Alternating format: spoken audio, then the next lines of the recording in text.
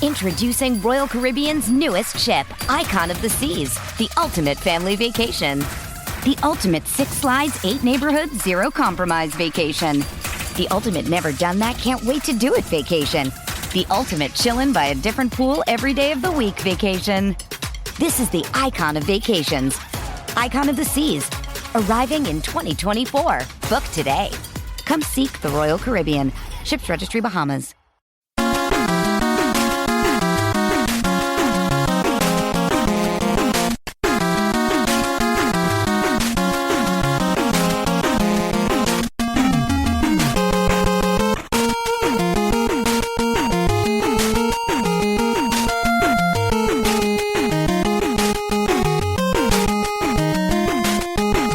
Hello again, hockey fans. Are you ready to brave the wild? With me, your host, Paladino Joey.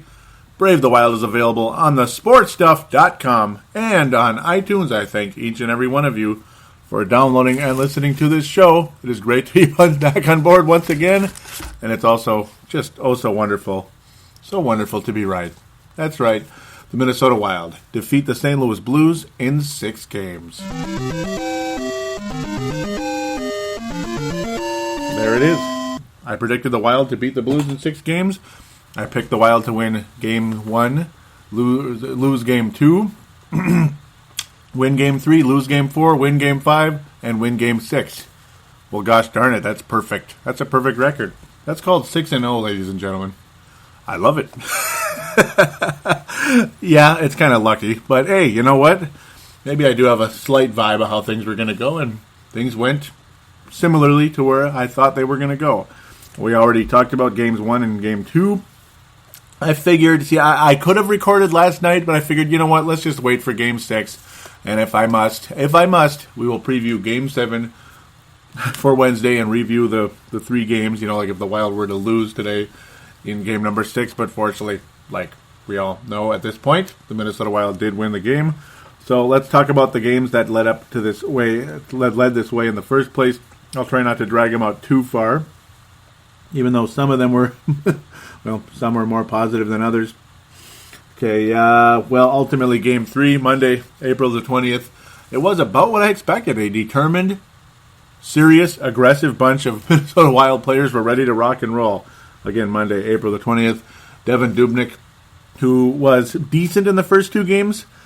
The second game, not so much. Came back with a vengeance for game number 3, which again was foreshadowing where things were possibly heading in the not-too-distant future. Just a wonderful overall positive game for the Wild. Jason Pominville getting his second goal. Zach Parise getting his first of what would be more as we move forward here. Nito Niederreiter adding the empty netter. Just a fun, positive overall game for the Minnesota Wild. Every single attempt the St. Louis Blues and Steve Ott tried to frustrate the Wild, tried to push things, tried to do this, tried to do that. The Wild continued to just kind of seem unfazed. They outplayed the St. Louis Blues. They outcoached them. Mike Yeo just looks fantastic, and he does pretty much this entire series. Just an overall positive game. Nothing really to complain about. The defense was ridiculous. Absolutely ridiculous. Devan Dubnyk only had to face 17 shots, and this is kind of games like this right here for the Wild are what got Devan Dubnyk's confidence up. This is how things started off when the Wild started winning games back in January, February, and such. In the early days of Devan Dubnyk with the Minnesota Wild, they would shut things down. They would stop everything in sight. Partially because they were probably used to having a bad goalie or a inconsistent goalie by the name of Darcy Kemper, or a washed-up goalie in Nicholas Backstrom, sorry to say. But ultimately, a more confident team ever since. Devan Dubnyk's not perfect, but he stopped everything that came his way in this one. He was perfect in this night because the St. Louis Blues were rendered very few shots ultimately in this game. Just unbelievable. Only 4 shots in the first period, 6 in the second, and 7 in the third. Only 7 shots on goal in the third. The Wild only mustered 4 shots on goal in the third period. One of them, of course, an empty netter, because Jake Allen, who was very good, again, very, very good, and he continued to stay good for quite a while. But, yeah, we'll talk about that later. Jake Allen, fantastic the first 4 games of this series. And he was really, really good on this particular night, but the Wild were better. Devin Dubnyk was better, and that's what mattered. That's ultimately what mattered in this one. Overall, just a very, very positive game, and it's a while ago now, so I'm going to keep it fairly short just to keep things moving because we got 4 games to talk about, and we got another series to preview. We're going to round up some of the, we're going to kind of briefly round up the other series in the NHL just for fun to kind of keep things going. And of course, one other series that's very important because it's our next opponent, all that good stuff. We'll preview that. We'll even talk to some of you out there that were kind enough to interact with me on Twitter. So, again, want to say thanks in advance. I'll wrap up the show with that, ultimately. Just a positive overall night. Everybody feeling confident. and then Mr. Ken Hitchcock tries to play reverse psychology, old Herb Brooks style or whatever it was. Ultimately, when the one of the reporters during his press conference post the Monday game, putting the Wild up 2-1, said, what's it going to take for you to beat the Wild? And he said, Messier, Gretzky, stuff like that. He basically said it's virtually impossible. We're not going to beat this team. He was basically saying that's about what it's going to take for them to do that. Some people took it as reverse psychology against the Wild to get them overconfident. I'm not sure it even meant that. I think he was mostly frustrated with his team because they didn't score. Like, it's mostly like a message at them saying, what is it going to take, Messier, Gretzky, or something to get a goal? I mean, what's going on? Does Yari Curry involved in this as well? Probably the top line in the history of hockey for the most part. Yeah, that might be what it was going to take. Nah, it didn't. It wasn't too bad, was it? Regardless, what Mr. Ken Hitchcock meant, the Hunchback of St. Louis or the Dallas Stars or whatever it is, regardless of what he meant. Yeah, Wednesday, April the 22nd was not a kind day for the Minnesota Wild.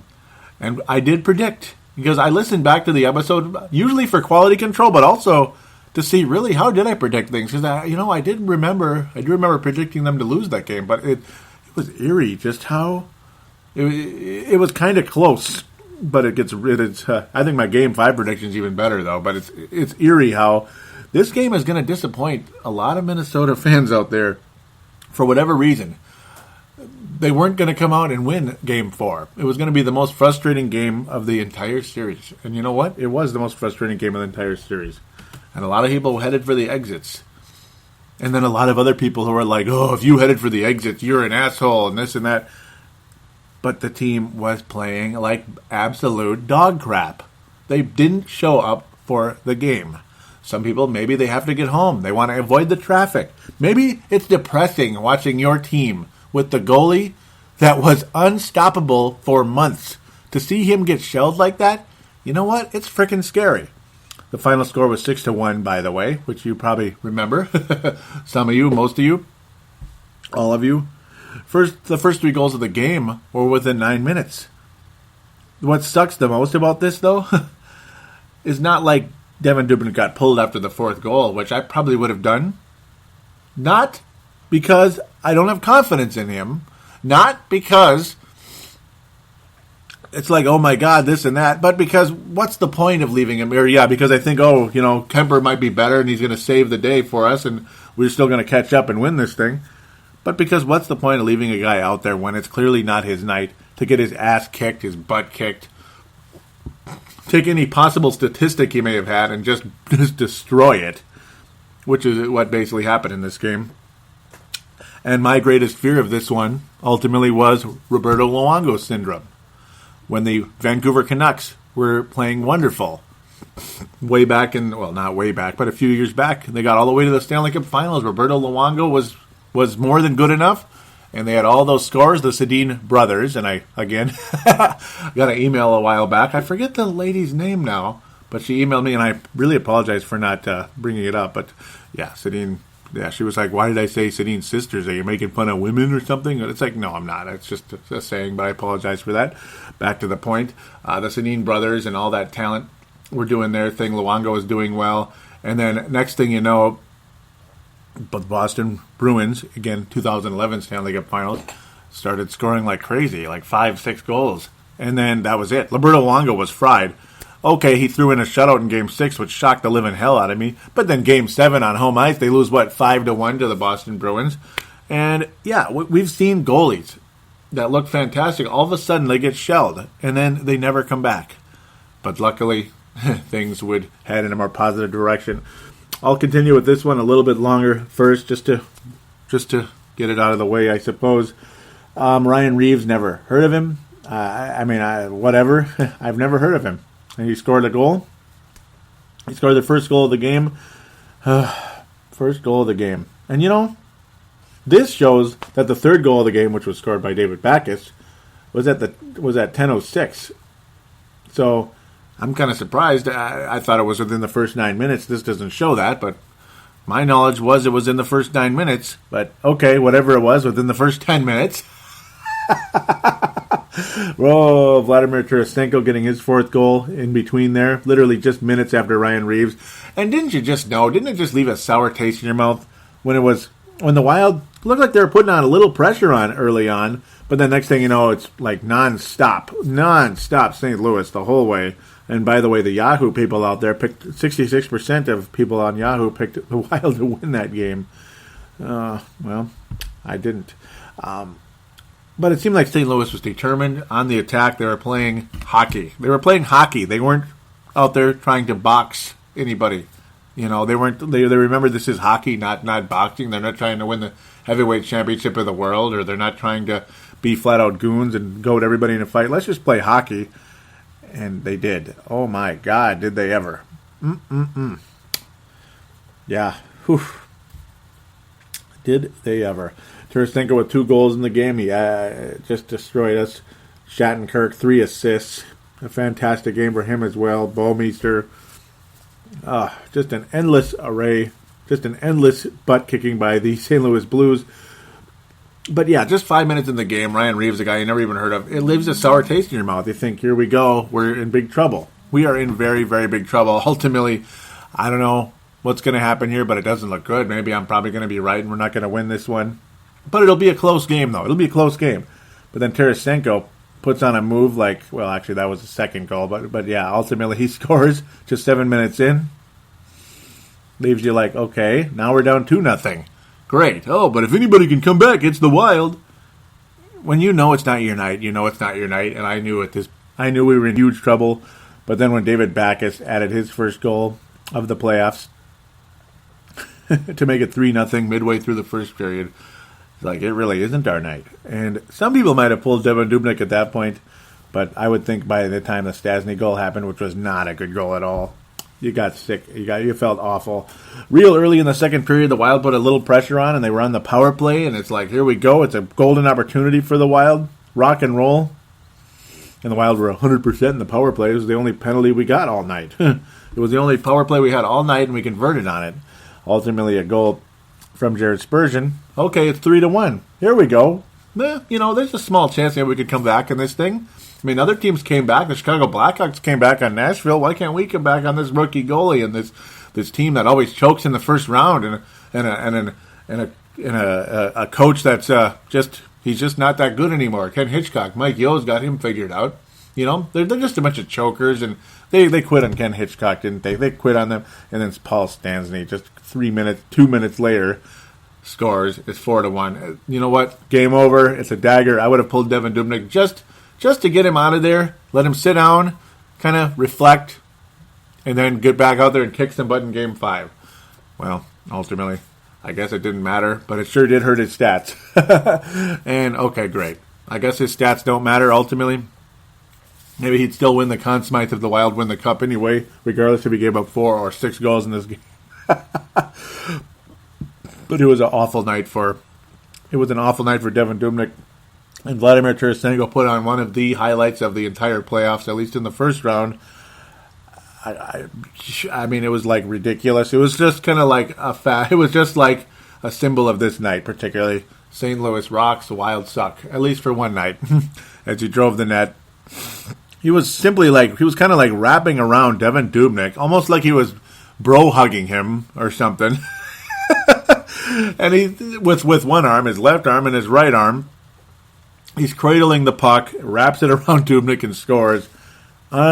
freaking believable. It was his 5th goal of the playoffs and his last goal of the playoffs. Uh-oh. Spoiler alert. No, I'm kidding. Yeah. And then Berglund added a goal late that was just like a complete joke. And this was all in the second period. I don't know if I said third period. This was all in the second period. Yeah, second, not third. Complete joke. Berglund added the softie of all softies, unassisted, second goal of the postseason for him. Yes, the softie of all softies. And then 6 goals in. 6 goals in late in the second period. Dubnyk is finally pulled in favor of Darcy. Darcy Headless Kemper. No, I'm just kidding. Yeah, I mean, because he doesn't necessarily have a good head on his shoulders, but maybe he will be okay because he did finish the season strong in the game he got to play in, and he stopped all 9 shots he faced. But again, we trailed 6-1, and the rest of the game was pretty much like a going through the motions. Let's just get out of here without getting injured. And St. Louis Blues were thinking the same, and that was all she wrote with that.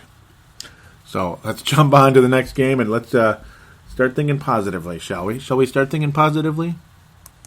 Because as frustrated and scared to death as I was, all the mean things I was saying on Twitter, and yeah, I'll get back to some of the replies out there, which were very good. A lot of you guys out there, you know what?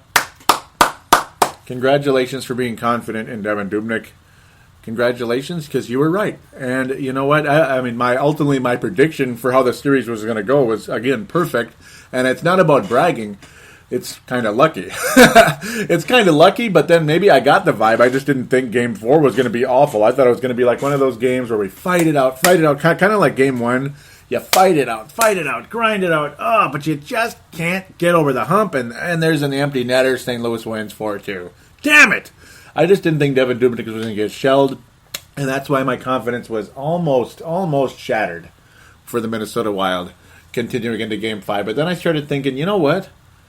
I need to stick to my prediction about Game 5 because this team, ultimately, this is the title of this episode right here. Game 5 is Game 5 and ultimately Game 6 today, Sunday, April the 26th. They symbolize the title of this show. It's literally put together right there, especially Game 5, because what do championship teams do in this situation? What do? They come back with a vengeance. They say, you know what, we're not going to put ourselves in a position trailing 3-2, or we need to win 2 games in a row just to survive and hopefully get lucky, or hopefully come out and get it done in Game 7. And you know, this franchise is perfect in 7th games. And that is an awesome statistic. But do you want to waste that magic in the first round, regardless of how good the St. Louis Blues are? Regardless, this is the first frickin' round. You got 3 more rounds to go. And regardless how good the St. Louis Blues are, there isn't going to be a single team remaining in these playoffs that doesn't scare me to death, quite frankly. At least to a point of, wow, they're going to be tough to beat. I know we can do it, but it's going to be damn hard. Because you got the Blackhawks, you probably are going to get the Anaheim Ducks, but maybe I'll be right about those Calgary Flames. And then there's a pretty good chance you might wind up with the New York Rangers or Montreal Canadiens, should we go all the way into the Stanley Cup Finals. Name one of those teams that's going to be easy to beat. One.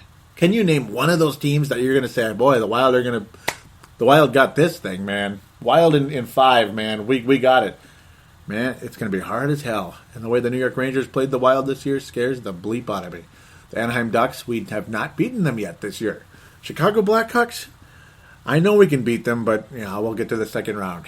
We'll get to that in the second segment here as I continue to get ahead of myself. Long story longer, I need to get to the frickin' point.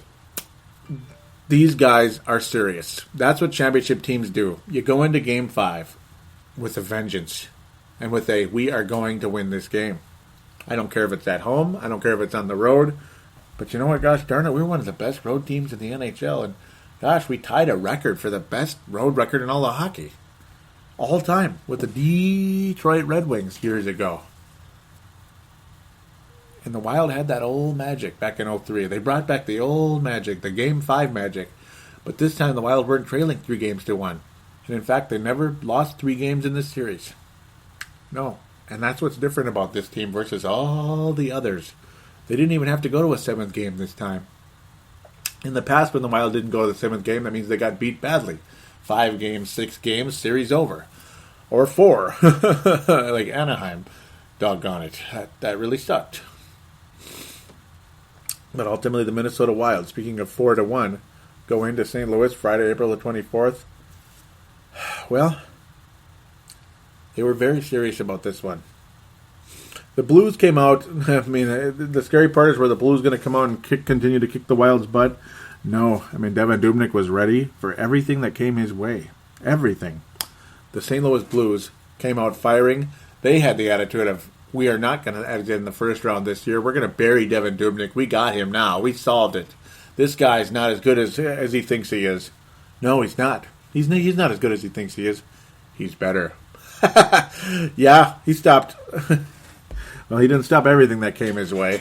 And in fact, the guy that scored again, it was not his last goal. I'm totally retarded. I do apologize.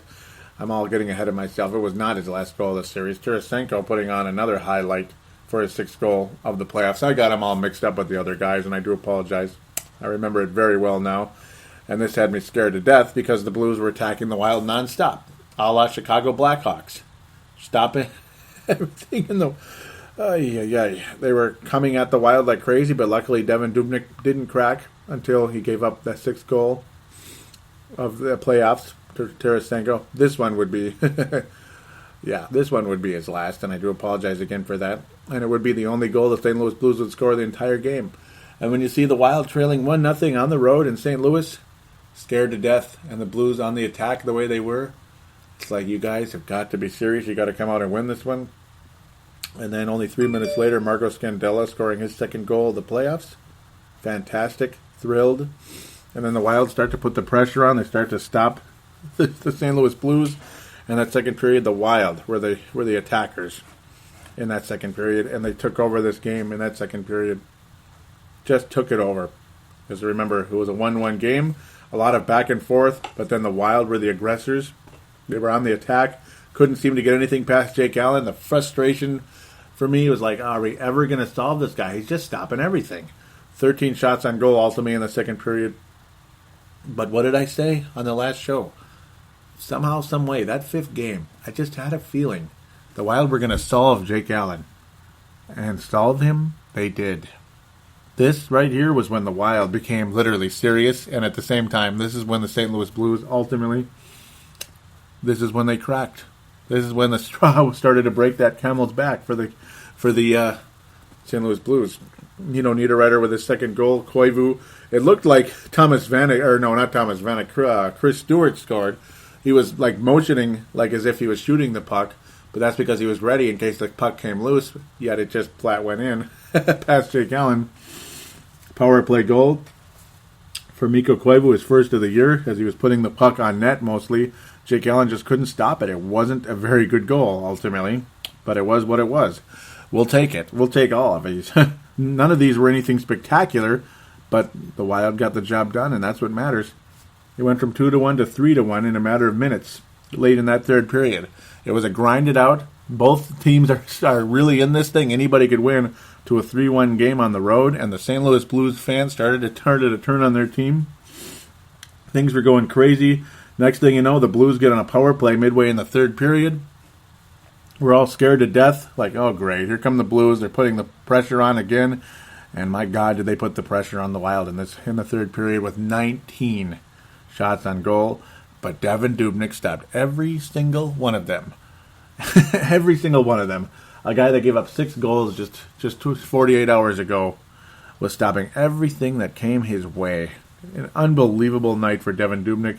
And right when that power play ended, next thing you know, Charlie Coyle receives a pass from Thomas Vanek, and he buries it past Jake Allen. It's ball game. It's all over. Blues fans are heading for the exits with about 5.5 minutes left in the game. 4-1 game. Nothing they could do, the St. Louis Blues could do in this one. That was all she wrote. Once Charlie Coyle nailed his first goal of this playoffs, that was all she wrote. As you notice how things changed so quickly there after that power play. Charlie Coyle immediately scores on the other end. The Blues put everything they could on Devan Dubnyk, and they couldn't get it done. Yet there's Coyle, one of 3 shots on net in the 3rd period, and it went in the net. 4-1. And that's all I'm going to have to say about this one, other than Devin Dubnyk was absolutely unbelievable. And everybody that was scared, including myself, not doubting Devin Dubnyk, I wasn't saying bench him, but I was worried. It's sad. Like he was the hero of this whole thing, and if suddenly he's not as good as he was earlier, we're screwed. But he was as good as he was earlier. In fact, he was just downright outstanding. In fact, a play that there was a play in that game also that some people think he maybe pulled his mask off on purpose. It looked like St. Louis was going to score for sure in that situation. A lot of people believe it was Steen's stick knocked Dubnyk's mask off, or at least that's what Devin Dubnyk wanted the referees to believe, but luckily that stopped the play. Blues fans were pissed off, and yes, right down the ice after that, during that power play, right after that power play ended, Charlie Coyle buried in the Wild win. So let's move on to the wonderful, awesome Game 6, April the 26th. Some of us may be a little bit like, are the Blues going to come in absolutely crazy good like they did for Game 3? Well, they came in fairly good, but the Wild were matching it, ultimately, early on. But then the Wild started to really put the clamps on. They started to get aggressive. They were serious. Or really were they? Yeah, they were serious enough. They were serious enough. St. Louis, though, getting on the power play. Yeah, they got on the power play, and they were like, it was like, here come the St. Louis Blues now. Now they're going to go up 1-0, watch. Or at least they have a chance at it. Get a couple shots on goal. Next thing you know, Parise's just bringing the puck up the ice. But he's kind of turning on the Jets here. He's skating near almost to the almost up to the goal line, way on the side though, like way on the sidelines. Flings the puck on net. Oh gosh darn it! It went right past Jake Allen, and then Ken Hitchcock has just got this look on his face, like he's like, "Are you kidding me? Did that really just happen?" Yeah, it was 1-0 Wild, and you knew right there that this is it, baby. This is it. We are ready to roll. Jake Allen apparently doesn't have this. He just doesn't, and we're going to win this game, and we're going to advance. And that's basically what happened after that. Justin Fontaine nearly sliding the puck on net midway through the second period. Just slid the puck, basically, and it went right through Jake Allen's legs, and that was it. Just right through his legs. It was kind of sad, kind of funny at the same time. I believe I read Mr. Ken Hitchcock's lips. It seemed like he said something like, "Are you kidding me?" I believe that's what he said when I read his lips. Like, yeah, that's basically what happened. And then we were asking, "Are you kidding me?"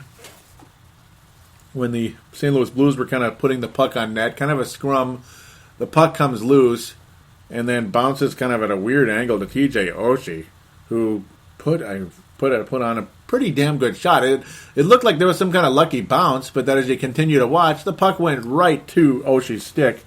Scores with 4 seconds, in fact, less than 4 seconds remaining to make it 2-1. And it's like, okay, well, all right then. As yes, Brian Elliott was in at this point, and he was doing a pretty good job. But then real early in that third period, Parise buries another one as he's attacking the net. Not really much Jake Allen could do in this one. Just a wonderful overall combination. The top line doing what they do. Granlund to Pominville over to Parise. Or actually, Pominville put the puck on net. What am I talking about? Pominville shot the puck. It bounced. Parise finished it off. Not really a whole lot Elliott could do. I mean, it would have been nice if he was able to freeze it for his sake and the Blues' sake. But he wasn't able to because it was a nice hard shot by Pominville.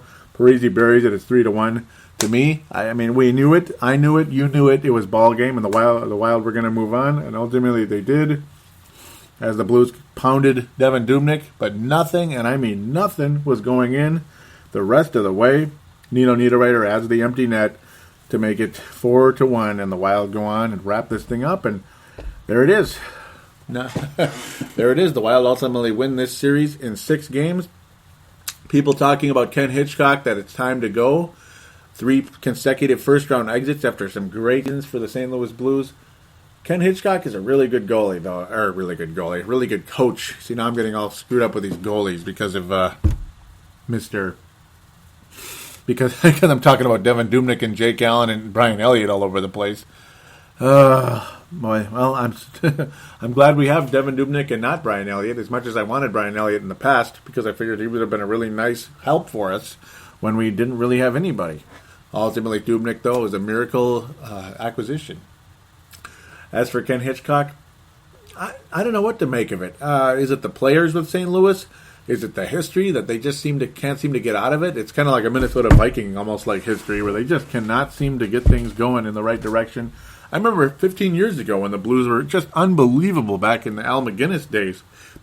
Just an unbelievable team. Best record in the league by a mile. And they couldn't get out of the first round. They just could not get it done, and no one understood it. It was ridiculous. And it just continues to be that way for the St. Louis Blues, and luckily the Wild were the most recent team to take care of business against them. Now we got to take care of business against a team that we will be facing in the postseason for the third straight year, and that's the Chicago Blackhawks. Ultimately, again, when it happens to Ken Hitchcock is it's hard to say. I wish him the best ultimately, but if he gets let go, he gets let go. I suppose it's a tough situation. So again, let's talk about the Chicago Blackhawks. I'm dragging this far too long.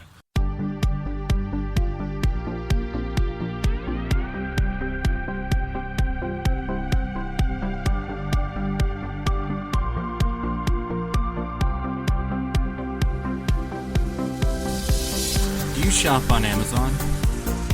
Did you know that you can support this podcast just by doing your normal shopping on Amazon? It's really easy to do. Just go to thesportstuff.com and click on one of the many Amazon pictures. Do your normal shopping, and Amazon sees that we referred you, and they give us a percentage. We'd like to thank you in advance for supporting thesportstuff.com, and please use our Amazon link. Now enjoy the rest of the show. We are going round like Saturn's ring.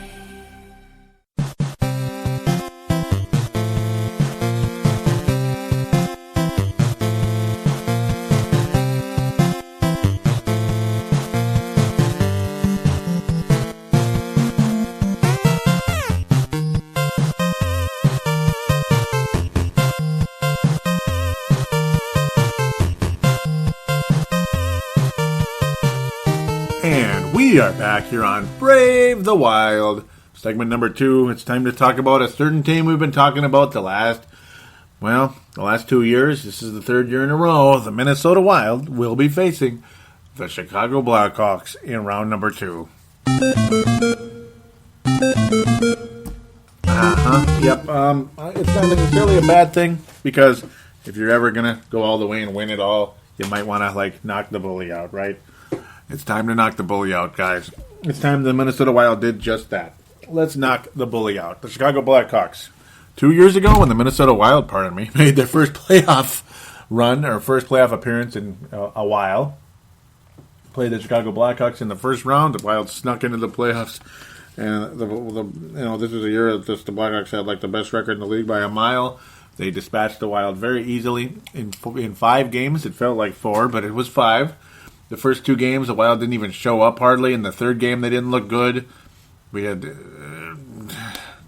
Backstrom was injured. Harding was coming off of MS, doing everything he could to survive out there.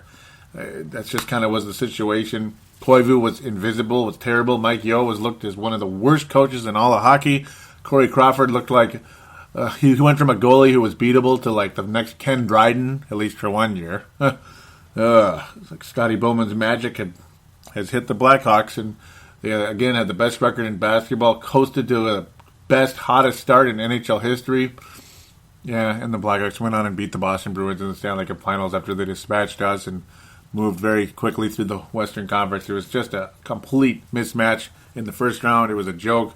A lot of people thought Mike Yeo wasn't going to last much longer, but they stuck with him. They said, yeah, he's coming back for a third season. Like it or not, he's coming back. So, okay, he comes back for a third season. The Wild go through their struggles again, but then look stronger leading into the next season. Yet at the same time, we have to have a goalie by the name of Bela Brizgalov get things going. After Kemper had concussion issues, the Wild again do survive against the Blackhawks last year, as we know. Niederreiter scores in the seventh game, scores the overtime goal off the post, all that good stuff. And the Wild played the Blackhawks again in the second round. Oh, goody. And it was like, yeah, oh goody. The first 2 games, Brizgalov looked like an average goalie, and that's basically what he is. A guy who was pretty good in the past, who helped the Anaheim Ducks win the Stanley Cup back in 2007. An aging goalie who was limited in his range. That's a problem against a team with as much skill as these freaking cocky Chicago Blackhawks like Patrick Kane and others.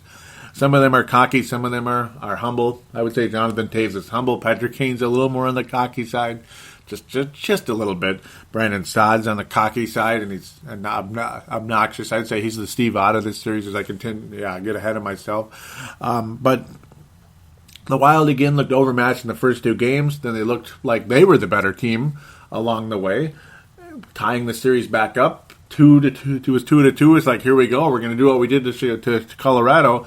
The Wild lose Game 5 just like they did to Colorado. But oh boy, we're going to take care of business here in Game 6. Goes to overtime, and then Stanchion Gate takes over. Luckiest goal ever by Patrick Kane. Showtime, season over. They're like, wow, we dodged a bullet. We survived the Wild. That's fantastic. And then they went on to lose to the LA Kings, who, with Marian Gaborik in tow and Jonathan Quick and all that, won the Stanley Cup. Congratulations to the Kings, who luckily are not in the playoffs this year, because that's a scary thing. But the Wild came awfully close to beating the Blackhawks last year, and it left a sour taste in their mouth. They have a lot of talent, and it's annoying looking at them just because it's like, we're tired of everybody thinking how great they are and, they're going to beat the Wild again and all that good stuff. But here we are this time. This time we have a goalie who is unbelievably good and had great success against the Chicago Blackhawks this year, who looked awesome against the Wild before Devin Dubnyk took the net. Quite an emotional battle between these two teams ultimately throughout the season. But Devin Dubnyk and the Wild beat the Blackhawks twice during the course of the season, and the 2 times they met with Dubnyk. Before that, the Blackhawks got the job done, and, well, more power to them, I suppose. But ultimately, here we are. Minnesota, Chicago, again. Patrick Kane was out the 2 games we beat them, in all fairness, with a similar injury to Jason Zucker. Well, both of them might be the 2 most talented goal scorers on the roster for each team. Ultimately, Jason Zucker and Mr. Patrick Kane with collarbone injuries during the season. They're back. They're healthy. Oh, and Patrick Kane scoring last night against those Ottawa Senators in the 6th game. What am I talking about? I'm going crazy because the Ottawa Senators are flashing on the screen, but the Nashville Predators, pardon me. I'm going crazy. A crazy series, ultimately.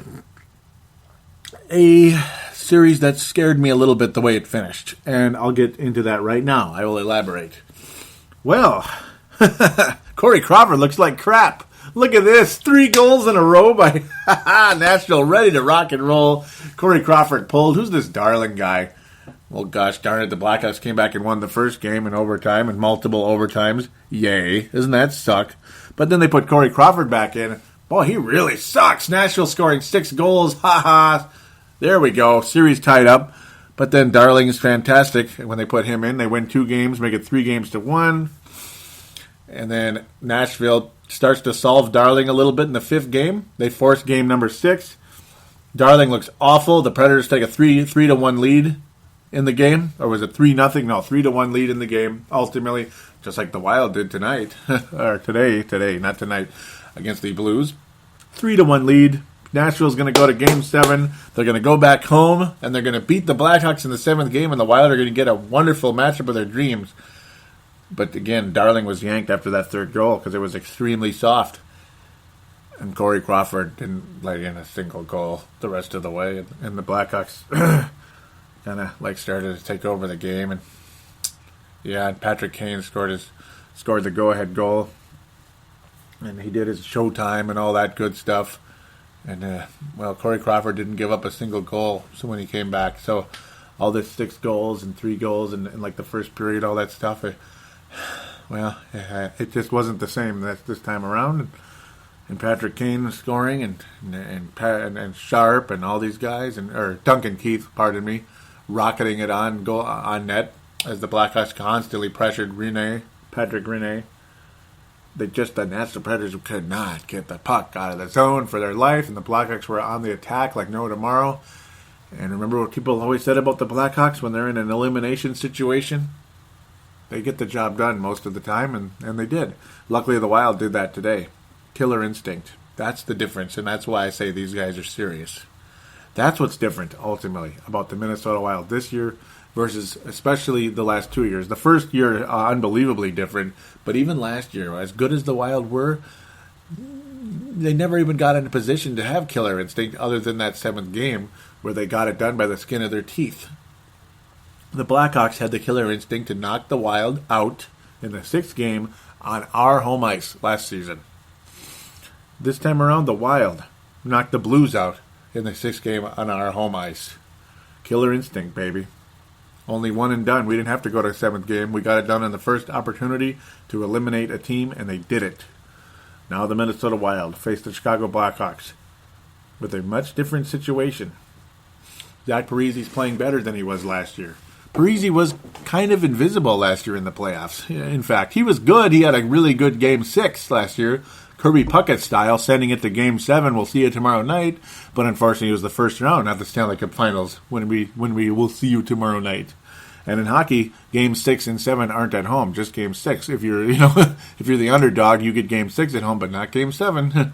Whereas in baseball, you get if you're the favorite, you get 6 and 7, or if you just have home ice or home field, whatever, home field in baseball. But who cares? I'm bouncing all over the place. Ultimately, Parise's playing way better. He's playing with an unbelievable amount of passion, and he's just getting it done. He's on a mission more than ever. You can just imagine the hunger of that guy, and the things he's gone through and what's on his mind and such, along with Ryan Suter. You have Nino Niederreiter playing very well, again, like he did last year. You have Granlund, more experience, playing probably... he played unbelievably well last year, but he's showing it again this year. Not necessarily scoring goals, but he's setting up plays, and he's making wonderful defensive plays. In fact, late in the game, when Devin Dubnyk almost... when Devin Dubnyk was getting peppered on the net, it was just going to be a sure goal for Stastny, but ultimately Granlund knocked the puck away. At the last minute, he swept the puck away, and that was fantastic.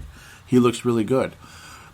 But you also have, again, you have Devin Dubnyk, not Ilya Bryzgalov, who was aging and had poor range.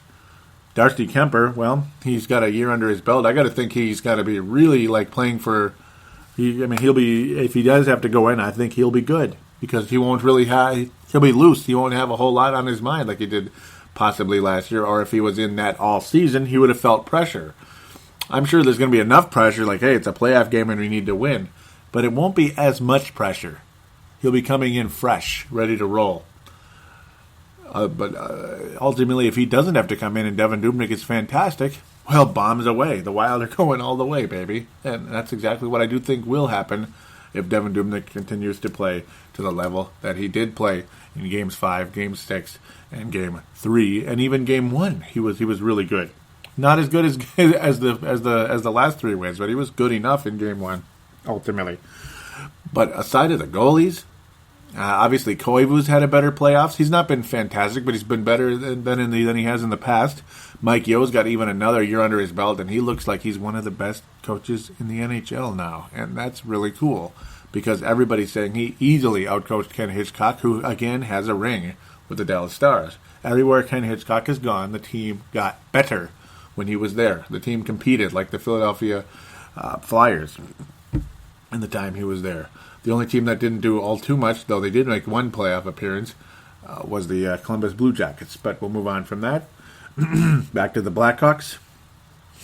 Oh boy, 2 Stanley Cups in a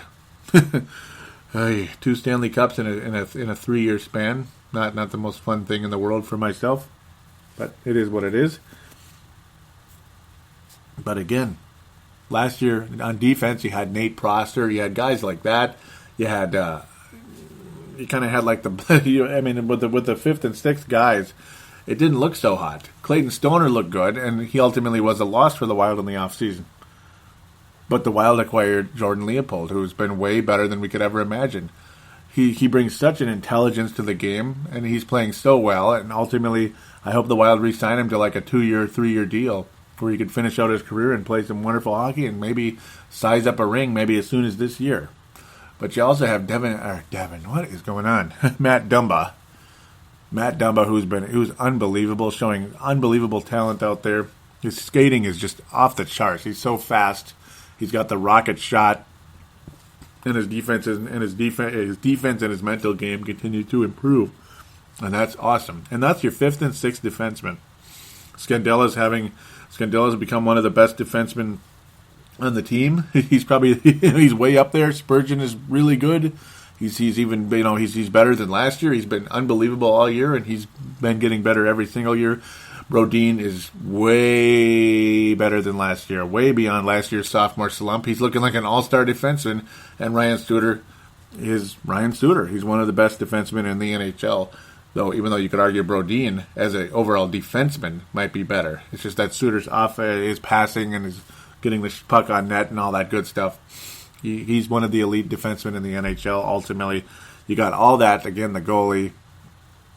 Pominville's not scoring at a great clip, but he's doing okay in the playoffs. Though he's got 2 goals, even though he had a fairly quiet regular season, and he does get assists. He always does. You get all these factors, and the fact that until Game 6, it looked like Chicago might have a serious goalie problem. Ultimately, if Corey Crawford is giving up like 6 goals and 3 goals in limited time, you got to think the Wild are going to beat the Chicago Blackhawks. The hope is that Corey Crawford didn't right the ship for himself and that the Wild are going to roll and win this thing in 5 or 6 games. I think ultimately the Wild can and will win this series in 6 games. I think it's going to be actually quite similar in a lot of ways to the St. Louis series, though maybe some better moments. I think Chicago is going to be, as much as I like Ken Hitchcock, I think Chicago is going to be better coached. I think they've gotten it done. They've won 2 Stanley Cups, and you have Jonathan Taves, Patrick Kane, all these. It's like one name after another. Another thing you got to factor in as well is last year that I didn't bring up even. It's just because there's one thing after another where another area of the Wild are better. Brandon Saad, as he was always chirping, and guys like Nate Prosser and Clayton Stoner were responding to the chirping. And they were Brandon Saad was drawing penalties on the Wild because we were buying into it. Right now, the way Steve Ott and others like Backus and such trying to goat the Wild into fights, into stupid penalties, cross-checks, this and that, it accomplished absolutely nothing for the Blues, and the Wild just stood there and laughed. It looks like this time around, I think the Wild will do the same to the Brandon Saad and others with the Chicago Blackhawks, Brian Pickles and others. That's another guy I fear because he always scores against us. But ultimately, the Wild are different in so many ways, and the Blackhawks at this stage, up until the 6th game, did not look like the same team they've been the past few years. I think the Wild can and will defeat the Chicago Blackhawks in 6 games. For the first time in my life, I am picking the Minnesota Wild to defeat the Chicago Blackhawks in a series. I'm not a homer at all. I thought the Blackhawks were going to win in 5 games over the Wild, and they won in 5 games 2 years ago. Last year, I thought the Blackhawks would win it in 6 or 7. They won it in 6. Even though I desperately wanted the Wild to win. I might have picked the Wild in 7. I don't even remember. But right now, I think the Wild can win this thing in 6. And that's where I think this is headed. If it goes to 7, the Wild can win it. And history's proven that. Let's just hope it continues. Which would put the Wild in the Western Conference Finals, probably against the Anaheim Ducks, maybe someone else. But we'll do a very brief roundup with the playoffs, as this show is dragging a little longer because of my excitement and all the stuff there is to say. I do think it's going to be eerily similar, though. I think the Wild come home after the first 2 games with a split. I think they leave with another split, and they win the 5th game and win the 6th. It's going to be something like that. Maybe the Wild maybe the Wild go up 3-1. That could be what could happen as well, and then they lose Game 5 and win Game 6. But I'm going to go with a pretty much the same exact setup that I went with last series.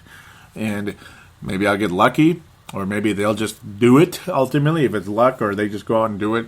But I think it's going to be something along those lines. Ultimately, I'll preview the first 2 games very briefly here. I think the Wild go in and win the opener. I think they win the first game. Ultimately, it's going to be a split regardless if they win the first game or not. But I do think the Wild win the first game. I think they send a message to the Chicago Blackhawks. We're talking a 3-1 type of battle for the Wild. And then maybe a 4-3 win for the Blackhawks in the second game, or 4-2, something like that. Empty net, or maybe, I don't know.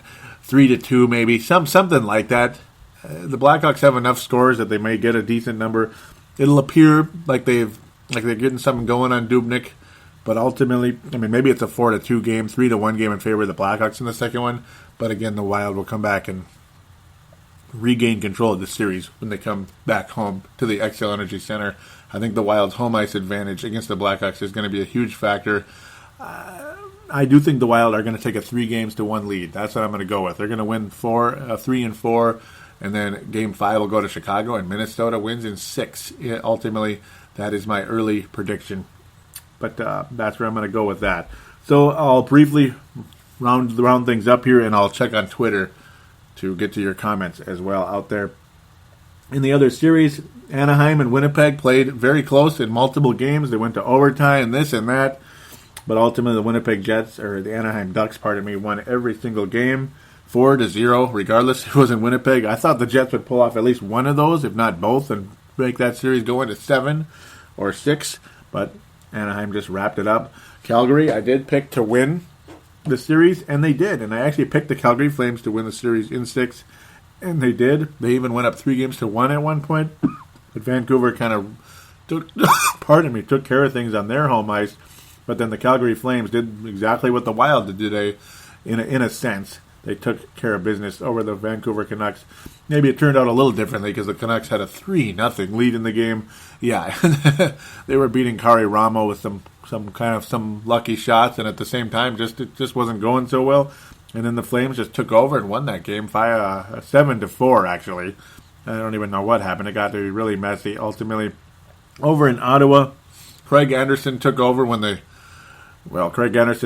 after Andrew Hammond was not good in the first 2 games. It was really just disappointing, sad, seeing him give up 4 or 5 goals and such. It was kind of strange and disappointing. Craig Anderson was unbelievable. Still couldn't win Game 3, and I think that was the dagger for the Ottawa Senators, who did come back and win later as the Senators won the 4th game shutout, forcing it to a 5th game at least. They won that one as well, and then couldn't take care of business at home and forced it to a 7th game. And the Canadians go on to win the game. And there it is. Carey Price, PK Subban, and others are moving on to the second round, which will feature where they will host the winner of the Tampa Bay Lightning Detroit Red Wings series, which has gone all over the place.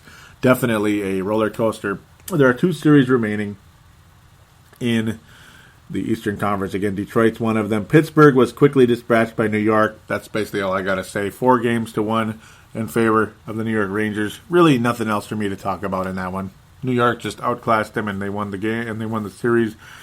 Tampa Bay Lightning and Detroit, it's been all over the place. Like, whenever one of them wins, they kick the other team's butt, and that's pretty much what it's been. And right now, Detroit is up 3-2, and they host the 6th game, which in a lot of ways heavily favors the Detroit Red Wings at this stage. But if they can't pull that off, they will not win the 7th game. Tampa Bay has been fantastic at home most of the time, but not all the time. Detroit will win the series, though, probably in 6 is my guess at this point. That's tomorrow night on Monday. And Washington and New York Islanders. I picked the Islanders to win that in 6. Well, they had to force it to Game 7. They won the 6th game, but they had to force it to a 7th, unfortunately, because they allowed the Capitals to take a 3-2 lead. They just could not get it done. Capitals will host that game. That sucks, but I do think the Islanders pulled that one out because I don't trust the Washington Capitals. I think they're the St. Louis Blues of the Eastern Conference, ultimately. Though even though you could say Montreal is that, but not this year, unfortunately.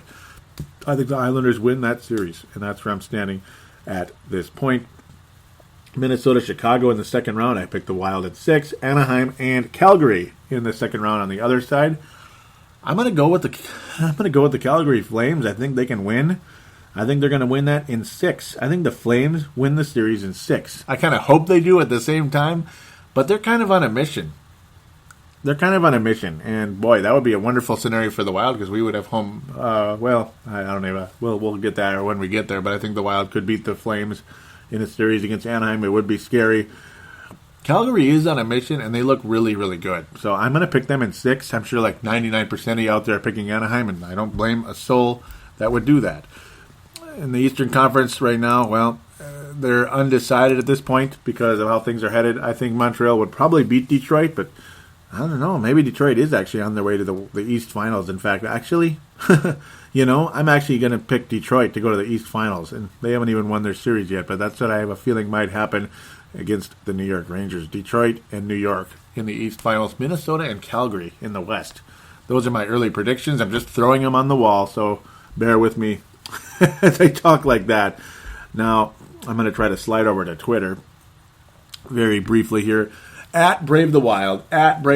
Give me a follow on there. And yes, do add me, do like Brave the Wild on Facebook. Look up in the Facebook search bar, Brave the Wild, Minnesota Wild Show. Brave the Wild, Minnesota Wild Show. Click on the one that says company, not group. Company, not group. So again, at Brave the Wild. Some back and forth on here. This might be a lot. So I'll probably try to kind of cut into it, though. I like to get to a lot of stuff, but I can't get to everything. And, of course, a lot of favorites and retweets because there's a lot of emotion out there. Shane Palmer. Shane Palmquist, I believe, at Shane Palmquist was at first saying a memory that speaks the truth. Never knew they existed until today. I thought he meant my show because he was messaging me or mentioning me. I thought he meant, I never knew that Brave the Wild, like the podcast existed. So I asked him, and he said, oh, no. But then he's going to check it out anyway. So that was cool. I forget where was it? Where did he actually, he said, no, didn't know of one, but I concur. That we were talking about something else. I was pissed off about that was during that Game 4 when everything was going crappy. Shane Palmer saying, I'll start listening, though, and I do appreciate it. Ultimately, let's see. He asked something about, has anyone ever seen Don Vito and the coach of the St. Louis Blues at the same place at the same time? And it's funny and everything, but I wasn't in the mood at the time. So I apologize if I seemed a little cranky. When you're getting your ass kicked at home and it looks like we're in big trouble, I wasn't enjoying it at all. I really wasn't, and I was saying this is a really bad. This is a really bad sign. I was saying, and Shane continues saying Dubnyk has had one bad game since January. If it wasn't for him, we wouldn't be there in the playoffs. And ultimately, that's the thing. I understand that part. It's just that if he can't do it, no one can. We're screwed. That was my my thought process there. Not like Dubnyk sucks. He's killing us. It had nothing to do with that. We're not going to win the game, but it doesn't mean we're not going to win the series, he was saying. And it wouldn't be a Wild series if it didn't go to 7. I understand that, indeed. Tom Hohen was saying, that Craig Leopold wanted one more gate in the first round, so a Game 6 was needed. Totally understandable. #dollars. Well, regardless if that's what he wanted or not, Tom, he got it. And Tom actually works at the Xcel Energy Center, which is kind of cool. Not sure if he's actually listening. I hope so. Beth Jackmaine Pollock, who often favorites and retweets. So nice. Like a really nice person, really passionate Wild fan. Very cool. She says she agrees that it was an awful game. Hopefully our team is as effective has effective analysis adjustments as the Blues. We were just gobsmacked. Breakdown. Shit happened. More on that thought, because I was saying, what was I saying? I really hope we right the ship because a game like this is pretty scary historically. And she's like, what do you mean? So I was like, when a goalie gets beaten this badly, it could be big trouble. I've seen it happen a million times. Beth's continuing saying, and it's at Beth J Pollock, Palik, if you wish to follow her. She says, I worry for sure. My lowest though was December. Our goose was cooked. This has been gravy, and Dube gave us this shot. See, I do agree with that. It's just, and he did have one other bad game against Detroit, by the way, back in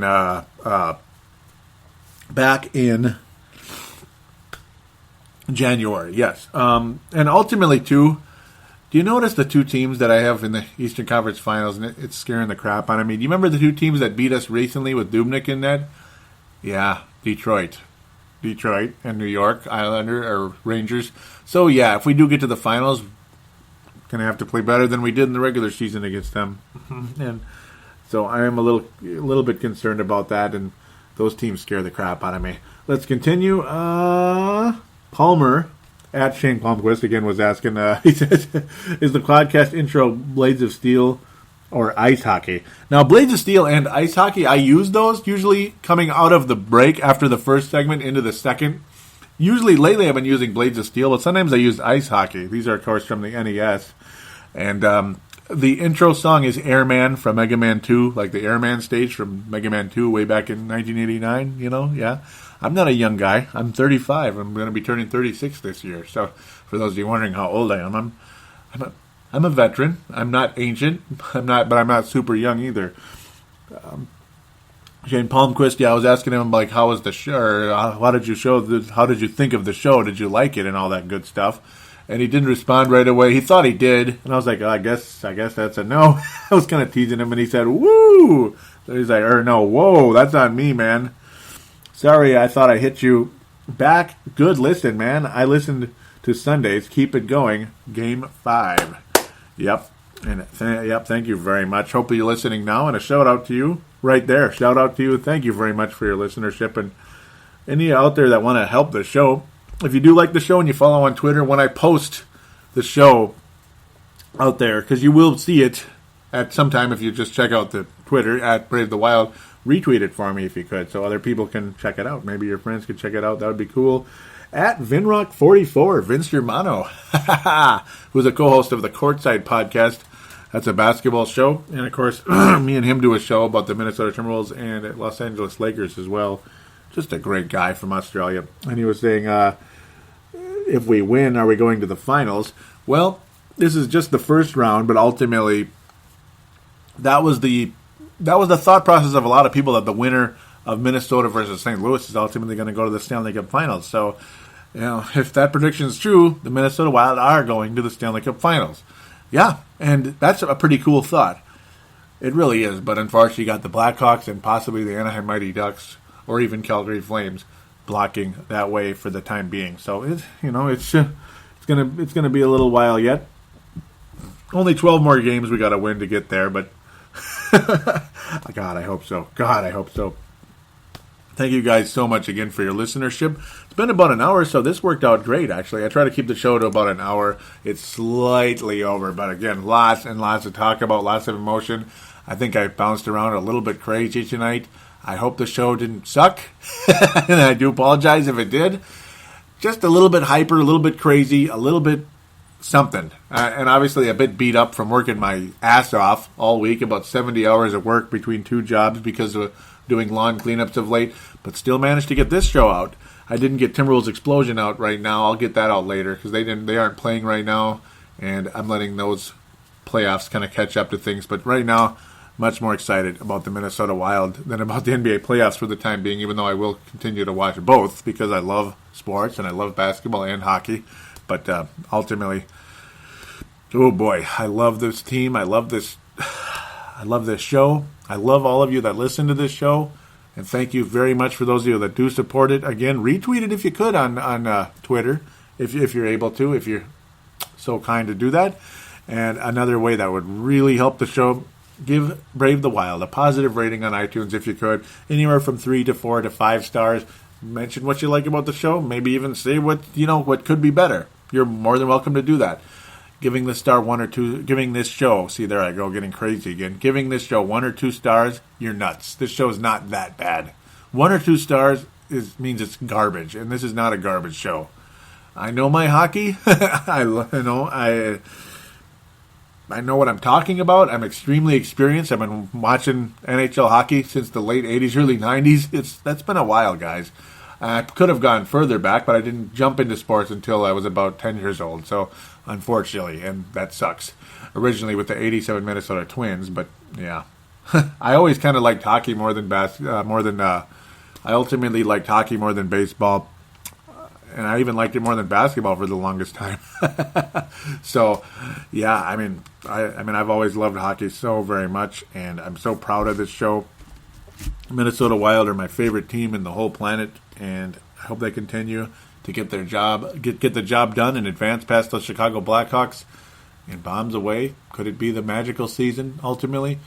Well, we got to win 12 more times to get there. So let's get there when we do. Until then, everybody enjoy this wonderful weather And boy, the next time I talk on here, the lawn cleanup should be done, and I'll be doing 2 jobs that won't be quite as awful. So hopefully my mental strength right now. I'm kind of Kemper-like. I need to get back to Dubnyk-ish like I was earlier. I'm a little bit more Kemper. Like, I'm generally good, but once in a while I get a little blah, blah, blah, because I'm kind of tired and crazy right now. So gotta keep this show coming during this postseason. Go Wild, rock and roll, beat the Blackhawks. We'll be back next week.